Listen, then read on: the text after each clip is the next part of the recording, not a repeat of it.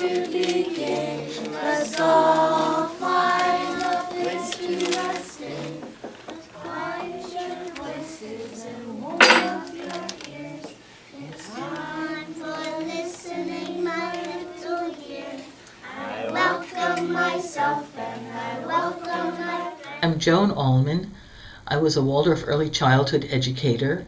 I co-founded the Alliance for Childhood, and now I do freelance work on projects around play-based experiential learning and around play for children of all ages. This toolkit provides a way for teachers, also parents, to learn a lot more about play-based experiential learning.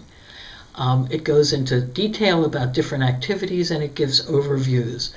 And it gives stories from teachers of how they've done it in their classroom, and it seeks input from teachers who use it, who can share whether it's been useful or how it could be more useful, but also their own stories about what happens when they do these things in their classroom and what they're experiencing. So it's got many dimensions to it.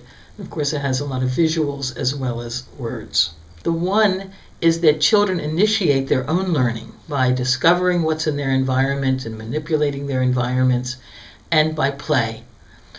The other part is what the teachers present to the children. So it might be at circle time, it might be books that they're reading, or stories that they're telling. It's the things that the teachers have thought about and prepared. And typically children have a longer attention span for the things that they initiate and a shorter attention span for that which is being brought to them. But the combination of the two is very enriching and cross-fertilizing. They learn a lot about self-regulation and about their own capacities and their own development, and they learn a lot about the world around them. And then, of course, the new content that teachers bring to them that they find appropriate and helpful. But children, it's the natural way for children to learn, is to discover and explore. And this leads them to a greater knowledge of themselves. It leads to the development of all sorts of capacities, social, emotional, cognitive, physical, and it leads to a knowledge of the world. They're so interested in this world they've come to. Everything's so new. And with play-based learning, they get to explore, they get to pursue their own interests with the help and support of teachers. The more you want children to learn, the more you need to know about PBEL. It is the way that young children learn.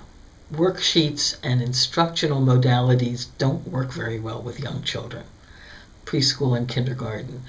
The more they have hands-on experiences and their own play and then rich play-based content brought by the teachers, the more they're going to learn. In fact, it's by far the most effective way for educating children of this age. And when there's a lot of pressure on teachers to make sure children learn, they need to become really good at play-based experiential learning.